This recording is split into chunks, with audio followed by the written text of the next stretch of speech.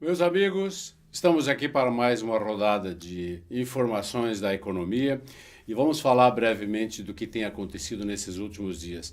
Quando o dólar teve uma pequena alteração de preço, estamos agora em 3,129, e a Bolsa também teve uma pequena mudança positiva de 0,70 aproximadamente.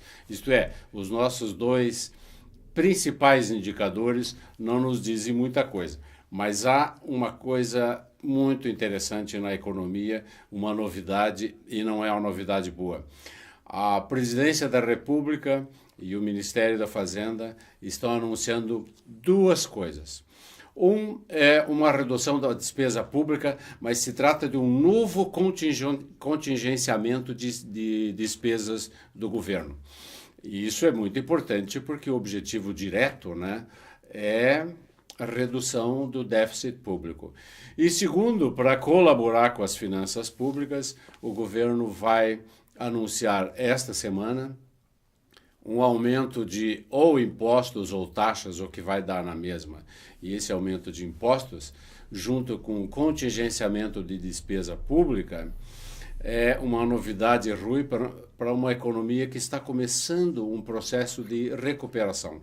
Então, na verdade, se você tem um excesso de entusiasmo, digamos assim, de fervura na economia e um recrudescimento da inflação, qual o remédio? Redução da despesa pública e aumento de impostos, claro, junto com o aumento de juros.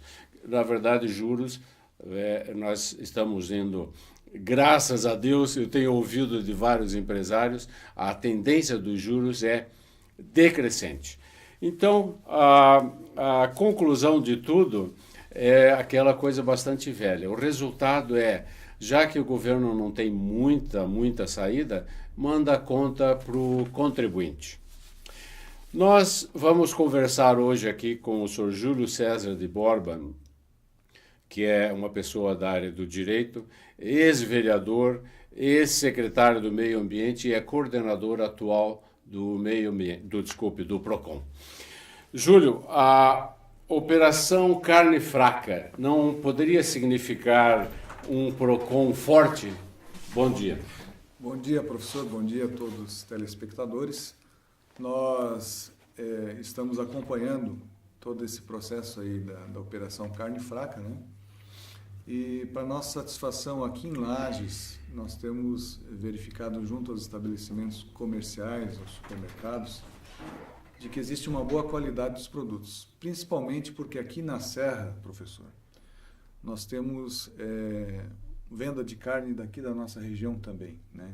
Sim. Então, essa carne é de alta qualidade, com raças precoces, né? E elas, graças a Deus, estão tomando também o seu espaço no mercado, né? Okay. Então, nós estamos acompanhando e até agora não tivemos assim maiores manifestações de consumidores em relação à carne consumida em Lages, né? E estamos atentos. O processo de abate, etc., e preparação da carne deve ser bem feito, eu suponho. Com certeza. Inclusive, nós temos frigorífico aqui em Lages, né? Que segue todas as normas técnicas da saúde, né, da vigilância sanitária. Claro. E temos assim um produto de alta qualidade. Ótimo. O PROCON é uma instituição bastante jovem, deve ter, digamos, 1 ou 2 décadas, quem sabe, né? Isso em termos de um país é quase nada. O PROCON não deveria ser uma entidade mais respeitada e mais acatada, Júlio? Olha, o PROCON, professor, é uma entidade que tem um respaldo bastante importante em nossa cidade e no país, por aí afora. De quem? Da Prefeitura ou do Ministério Público? Da Prefeitura, do Ministério Público. Nós já fizemos parcerias importantes com o Ministério Público, né? Inclusive, no passado, quando eu fui coordenador na primeira vez, nós conseguimos equipar todo o PROCON com aparelhos, né, de informática, computadores, modems, todo tipo de equipamento nós conseguimos através de parcerias com o Ministério Público. Nós temos assim um contato bastante grande com o comércio local aqui, né? mas os principais descumpridores, vamos dizer assim, do Código de Defesa do Consumidor são as operadoras de telefonia e os bancos, né? Esses Sim. são os alvos principais nossos. E aqui no comércio local nós tentamos sempre o diálogo, né? Porque afinal de contas nós estamos numa cidade que tem um comércio relativamente forte, porque representa o polo comercial da nossa região. Entendo. Então nós estamos nesse caminho. Ok, deixa eu, já que falou de companhias de telecomunicação e bancos, essas empresas estão surgindo em algumas listas, especialmente agora, depois da Operação Carne Fraca, onde se vê que, bom, até mesmo empresas do governo, né? Para nossa surpresa, a Petrobras é uma grande devedora de INSS, junto com, se não me engano, o Banco do Brasil e Caixa Econômica, Sim. a não ser que as listas que circulam sejam falsificadas. Essas empresas, elas gozam de alguma impunidade especial, porque o que o PROCON faz com essas grandes empresas, Júlio? O PROCON pode processar o Banco do Brasil, por exemplo? Eu estou exagerando porque talvez o Banco do Brasil, deixa eu dizer, não mereça, mas como ele talvez seja um devedor do INSS e talvez de outros tributos, não sei, ou talvez seja apenas um boato. Mas o PROCON teria alguma autoridade com uma empresa assim tão grande e tão forte? Olha, Valdemir, é importante salientar que o PROCON ele atua em relação ao sistema financeiro como um todo, né? Uhum. As principais queixas que chegam ao PROCON relativamente à cobrança de juros abusivos, né? Sei.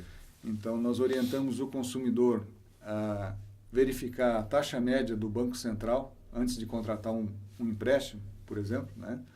Então, nós temos, aliás, esse tipo de informação para fornecer ao consumidor. Muitas vezes o consumidor vai numa loja e constata a contratação de venda casada com algum financiamento, embutindo juros abusivos, né? Uhum.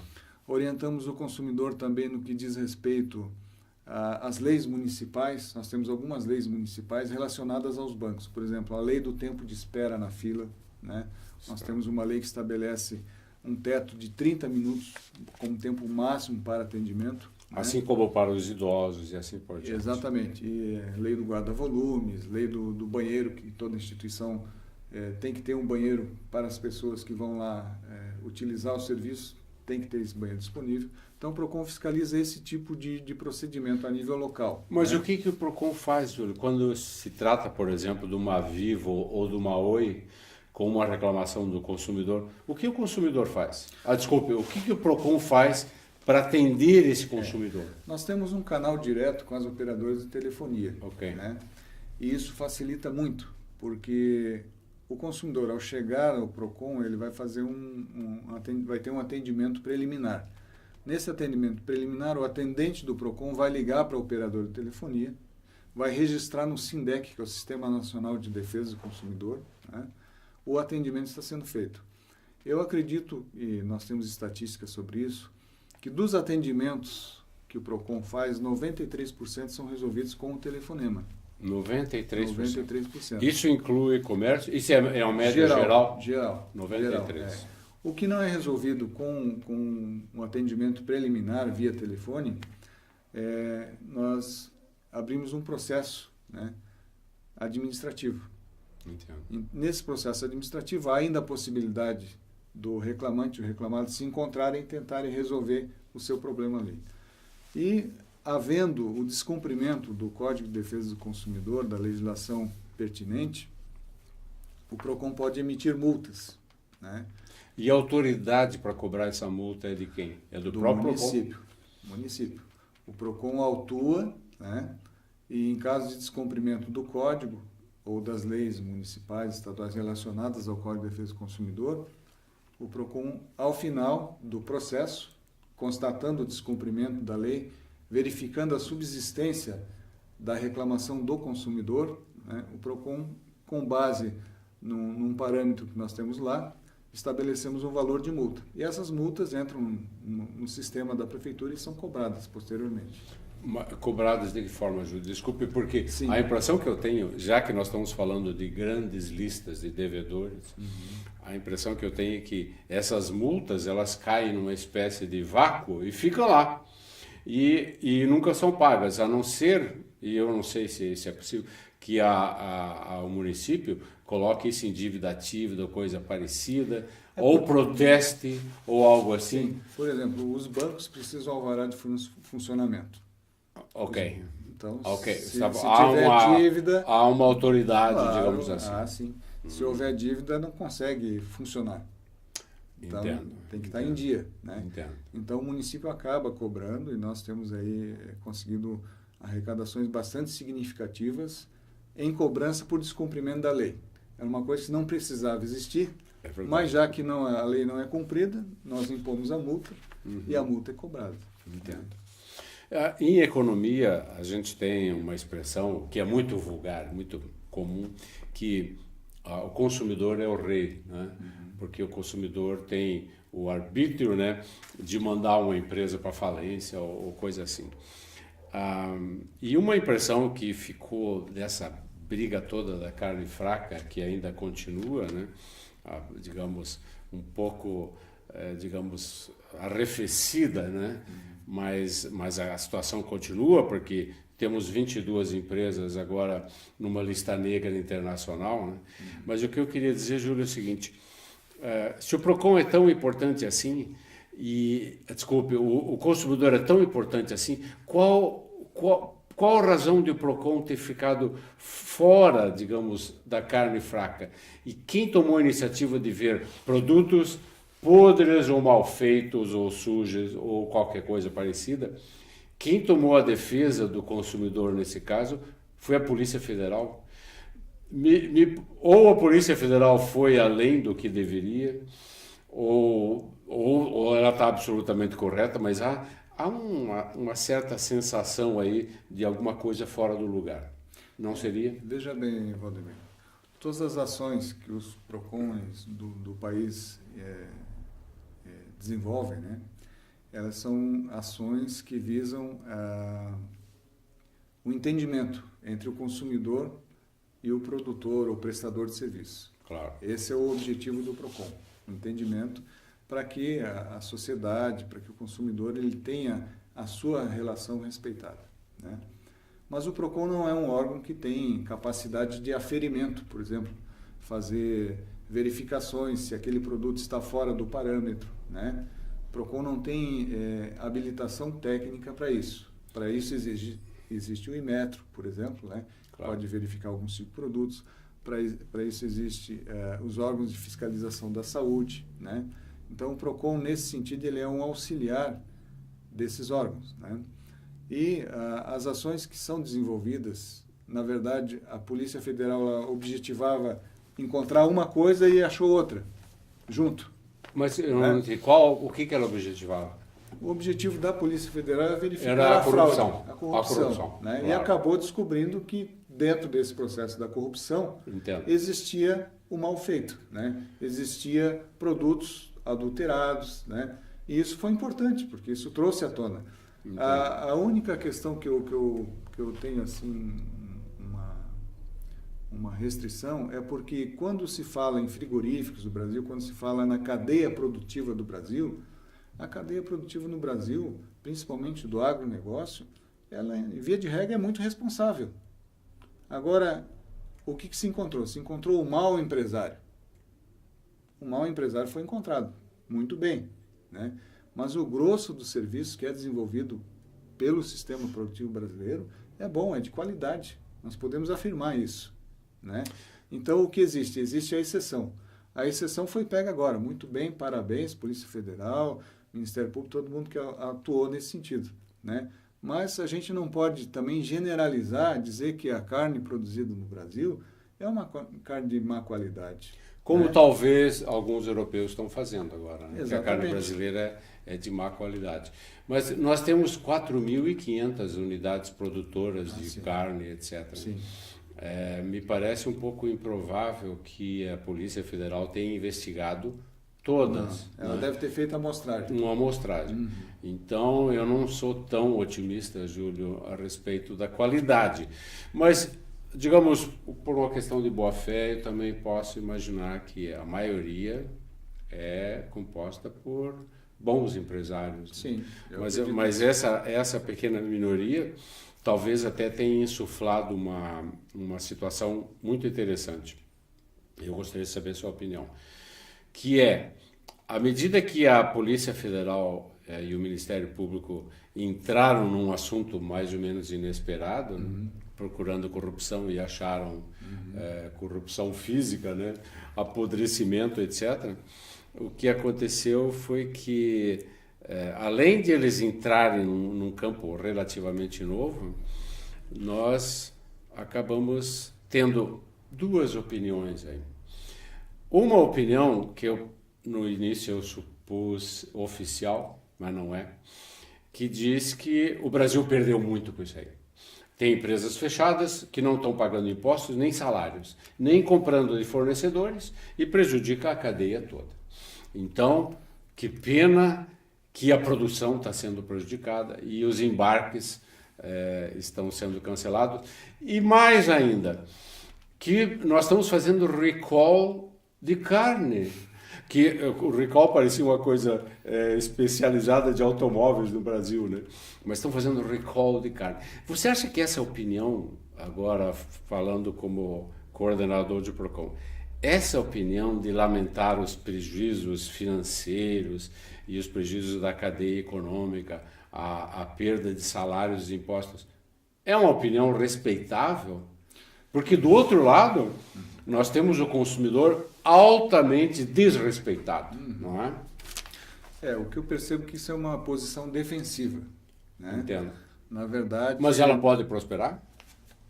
É defensiva no seguinte, tentar justificar algo errado, né? Entendo. O que está errado tem que ser modificado. Não podemos concordar com o que está errado. Especialmente na internet, Júlio, desculpe, só para corroborar. Na internet, o que está surgindo é justamente esse tipo de opinião com força, né? Sim. Defendendo a produção. Isso são lados assim que muitas vezes são antagônicos, né? O lado do consumidor e o lado da produção. Muitas vezes são antagônicos. Mas o que nós temos que observar é o seguinte, que a lição de casa não foi feita. Os órgãos responsáveis pela fiscalização falharam, seja porque tinha agente corrupto que deixou de fiscalizar ou facilitou determinada demanda, né? E quando o sistema falha, todos perdem. Todos perdem. Perde o consumidor, perde o governo, perde os bons empresários, né?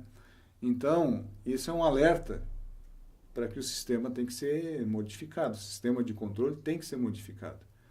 Então, embora o fiscal, né, ele tenha uma atribuição nobre de realmente fiscalizar e controlar as coisas como devem ser feitas, né, nós percebemos que muitas vezes o fiscal está enriquecendo, né, à custa do prejuízo ao consumidor.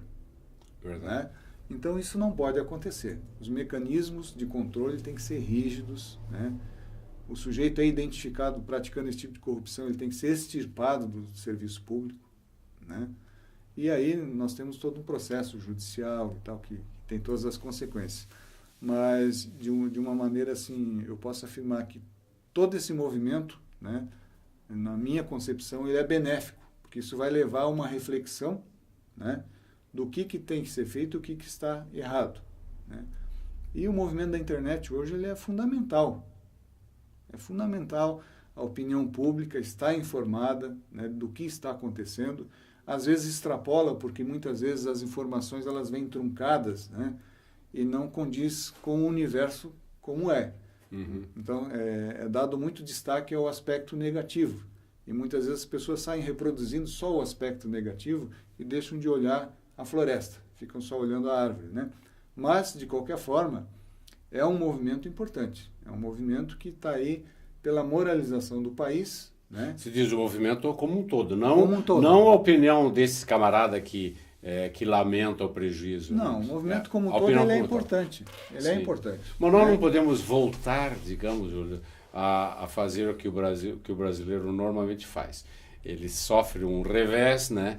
Ele tem um problema como esse grave, e depois as coisas se acalmam e eles voltam a fazer o que faziam. Por quê? A lei, pelo menos a lei de um modo geral, e você como advogado pode me completar nesse sentido, falta severidade à nossa lei. É claro que agora nós temos severidade suficiente por parte da polícia e do Ministério Público. Mas assim que acalmar tudo isso, etc., etc., você não tem receio de que as coisas voltem ao mesmo ponto?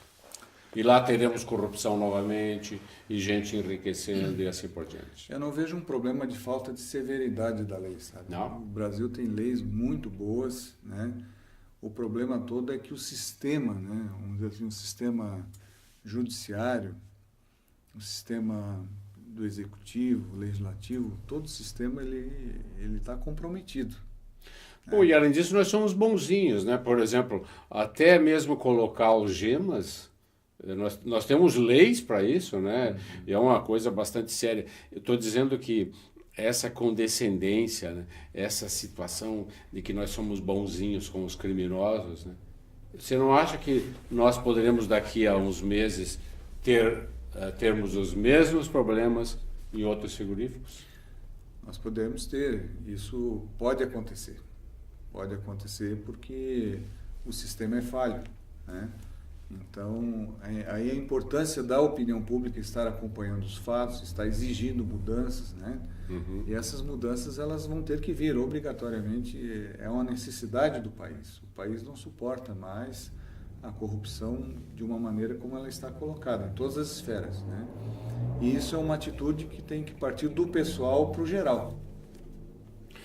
Né? Mas aqui tem uma situação que eu quero, me permita expor. Nós já vimos no passado recente problemas parecidos, por exemplo, com o leite. Né? Pouco tempo atrás, 4 ou 5 empresas Sim. fizeram adição de soda cáustica no leite, etc, etc. E as marcas que estavam envolvidas continuaram nos nossos supermercados da mesma forma. E eu vi há poucos dias a marca Italy num dos nossos supermercados. E estava lá exposto à venda, normalmente, com as outras marcas. O nosso consumidor não é, como eu vou dizer, não é distraído. Ele respeita muito a autoridade. Do que se trata isso, Júlio? Por que nós, como um consumidor americano ou europeu, por que nós não vamos lá e jogamos no chão, ou fazemos qualquer coisa drástica para mostrar ao empresário que não se pode deixar, nesse instante, a marca Italy na prateleira? Nós temos a situação seguinte, quando ocorre um problema, que é feita a denúncia e tal, normalmente se tira aquele lote do mercado. É o que tem acontecido. Tirou aquele lote, parece que o problema resolveu, né? E aí existe todo o processo para verificar a culpa, o que aconteceu e tal, e isso vai tempo, né? E no Brasil, como em outros locais, mas no Brasil principalmente, você pode recorrer da decisão, você pode apelar, e esse processo se torna longo e você consegue uma liminar para ir trabalhando enquanto se discute, se vê se realmente houve culpa, se houve fraude, o que aconteceu. Então o nosso sistema ele funciona dessa forma, né? Então é por isso que às vezes uma empresa que causou uma fraude continua no mercado. Essa é uma diferença substancial, por exemplo, com o consumidor americano. Eu lembro, eu fiquei estudando nos Estados Unidos uma época, eu lembro de uma grande fábrica multinacional que cometeu um erro que provocou perda de vidas. Apesar de toda a justificativa, apesar de todo o recall, apesar de todas as indenizações, o público americano virou as costas para essa fábrica que fechou. Aliás, não exatamente fechou, ela foi vendida para outra instituição, provavelmente bem mais séria. Nós não temos esse tipo de atitude aqui, mas nós vamos chegar lá? Ou qual é a sua opinião olhando do PROCON? Veja bem, Valdemir, em 1962, no dia 15 de março, o então presidente Kennedy, ele fez um discurso falando sobre os direitos do consumidor, em 1962. Na pré-história desse assunto. Tanto é que esse discurso que ele fez no dia 15 de março, ele virou assim um símbolo, né? E foi determinado o Dia Mundial do Consumidor por causa desse discurso do presidente O que ele falou, assim, em essência? Rapidamente ele falou dos direitos que o consumidor deve ter e tal, foi nessa linha, né? Então, desde 1962, os americanos já têm essa preocupação, que se transformou até num discurso do presidente. Quer dizer que a preocupação já vinha antes. Na véspera da morte, então. Mas já vinha antes. Então, o consumidor americano, ele realmente é exigente, ele conhece bem os seus direitos. Nós temos um caminho muito longo a ser seguido, mas nós temos, assim, sinalizações importantes que o consumidor está cada vez mais atento. Lages, por exemplo, nós temos aí, em média, 500 atendimentos por mês no PROCON. Então, um número significativo para a nossa cidade. E esse é um número mais ou menos permanente ou ele oscila? Ele oscila conforme a época do ano, conforme, por exemplo, final de ano o pessoal compra muito, né? Natal e tal. Em janeiro, fevereiro tem março, vem mais reclamações, que aí o produto começa a dar defeito e tal, né? E existem coisas assim pontuais, né? Por exemplo, nós tivemos agora no mês de março, e no mês de fevereiro, bastante reclamações contra a Editora 3, por exemplo. Então, existem momentos assim que alguma editora ou alguma empresa tem mais reclamações que outra, né? Mas, no geral, o que nós observamos, o grosso das reclamações, o maior volume continua sendo telefonia e sistema bancário, bancos. Né? Mas faz tempo, né, que o sistema bancário e telefonia estão lá no topo. Né? Faz tempo. Alguns dizem que a explicação é porque se trata de um volume muito grande de clientes. Então, a quantidade, né, digamos, objetivamente falando, num local como a nossa cidade, a quantidade é muito grande, mas a quantidade de clientes é que é muito grande. É muito grande, exatamente. Essa é uma justificativa razoável? É uma justificativa razoável, porque hoje em dia todo mundo tem celular, smartphone ou um telefone em casa. Então, praticamente todo mundo tem celular, né? E banco também. Praticamente todo mundo ou tem uma conta ou tem empréstimo.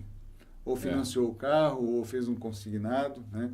Então, é natural que, como todas as pessoas tenham alguma relação, é lógico que o volume maior vai ser dali, né? É uma lógica. Qual a atitude de vocês em relação a esse volume maior?